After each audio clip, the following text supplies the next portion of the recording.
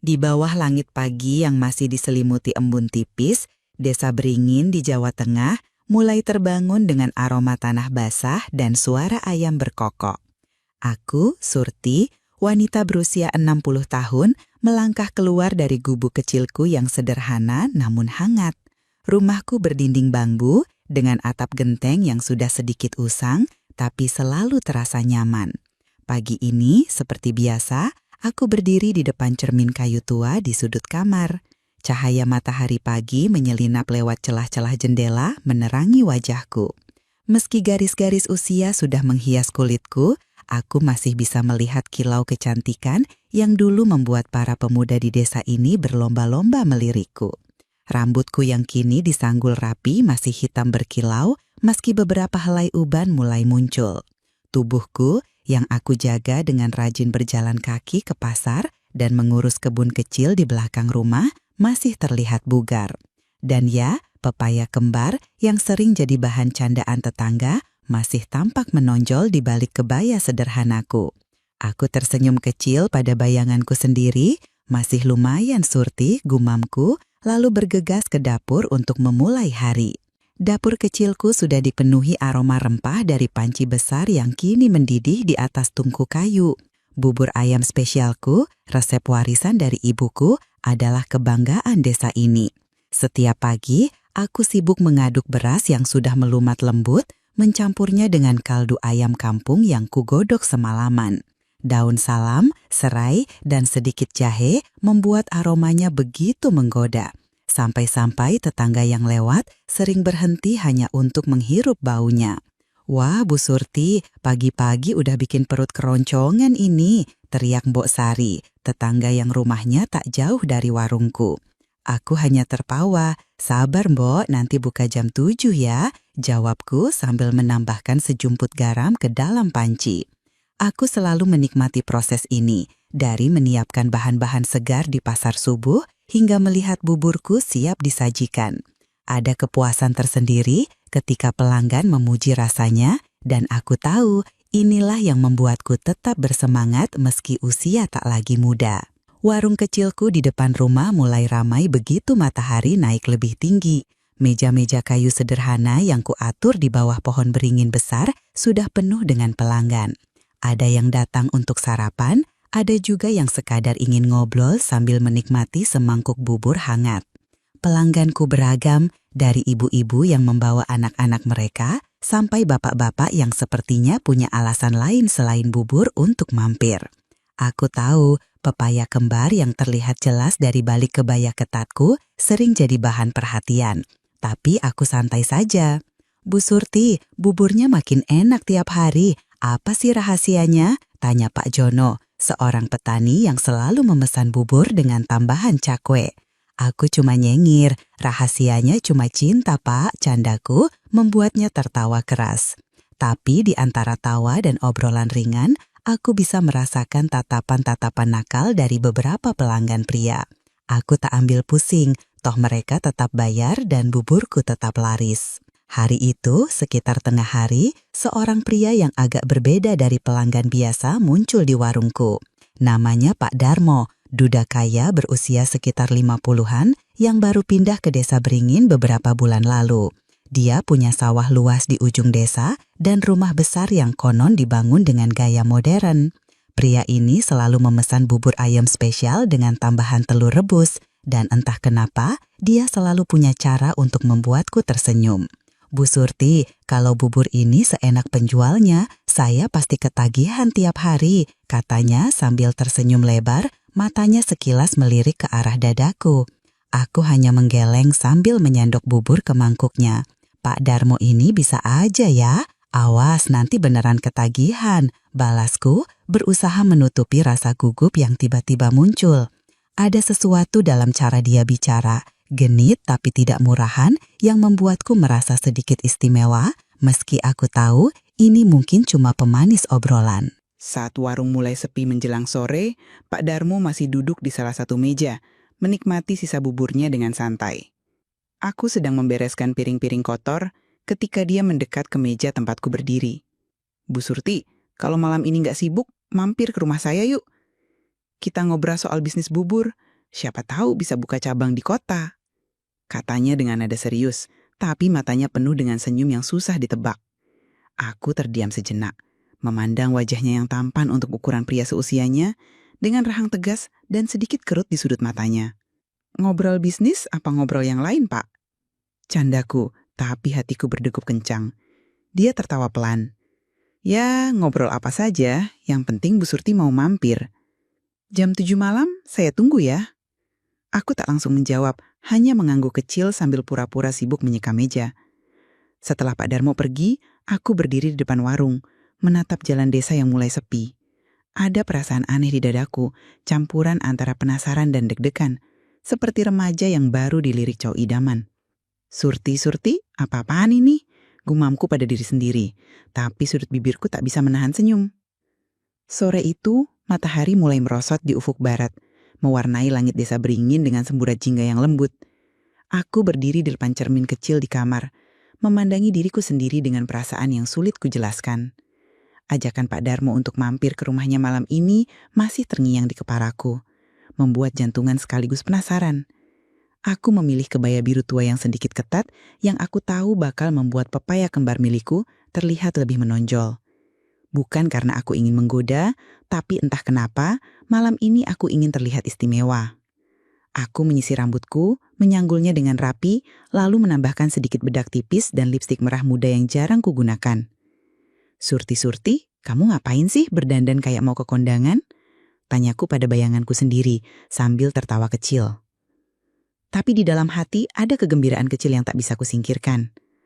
Aku mengambil selendang tipis, memastikannya menutupi bahuku dengan anggun, lalu melangkah keluar rumah. Angin sore membawa aroma bunga melati dari kebun tetangga, seolah-olah alam ikut mendukung langkahku yang sedikit ragu ini.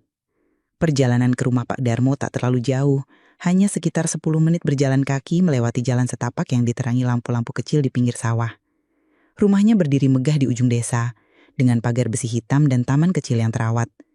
Aku menarik nafas dalam-dalam sebelum mengetuk pintu kayu yang diukir dengan motif tradisional. Tak sampai semenit pintu terbuka, dan Pak Darmo menyambutku dengan senyum lebar. Wah, Bu Surti, wah cantik sekali malam ini. Masuk, saya sudah siapkan teh hangat, katanya dengan suara hangat dan ramah. Aku tersenyum malu-malu, melangkah masuk ke ruang tamu yang luas. Dindingnya dihiasi lukisan pemandangan sawah, dan ada aroma wangi kayu cendana dari lilin kecil di meja. Mewah sekali rumah Bapak, kayak di kota, ujarku sambil duduk di sofa empuk. Dia tertawa, ini cuma rumah biasa Bu, tapi kalau Bu Surti suka, boleh mampir kapan saja. Nada genitnya membuatku tersenyum, tapi aku berusaha tetap santai, menyeruput teh hangat yang disajikan. Obrolan kami mengalir ringan di awal. Pak Darmo bercerita tentang sawahnya yang baru panen, dan aku berbagi cerita tentang resep buburku yang selalu jadi rebutan pelanggan. Tapi perlahan, percakapan mulai beralih ke hal-hal yang lebih personal. Bu Surti, saya dengar dulu Bapak suami Bu Surti orang hebat ya, pasti berat hidup sendiri setelah beliau pergi. Katanya dengan nada tulus, matanya menatapku penuh perhatian. Aku mengangguk, tiba-tiba merasa ada sesuatu yang mengganjal di tenggorokan. Iya Pak, sudah 10 tahun tapi kadang masih terasa seperti kemarin. Tapi hidup harus jalan terus kan? Jawabku mencoba tersenyum.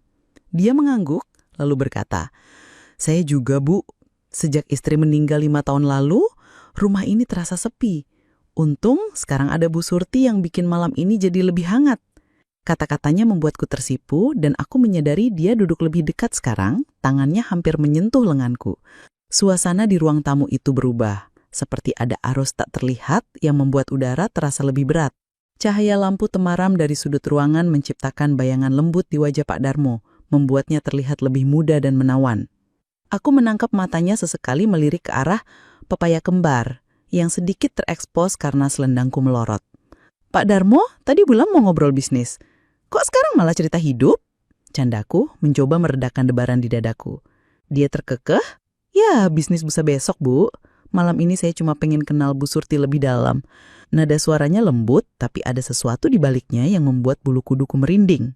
Bukan takut, tapi semacam antisipasi yang tak kujelaskan. Aku tak menjawab, hanya tersenyum sambil memainkan ujung selendangku, membiarkan suasana itu menggantung. Tiba-tiba, lampu di ruangan padam, membuat kami berdua terkejut. Astaga, mati listrik lagi! keluh Pak Darmo sambil mencari lilin di lemari. Aku tertawa kecil. Desa Beringin ini Pak, listriknya suka ngambek.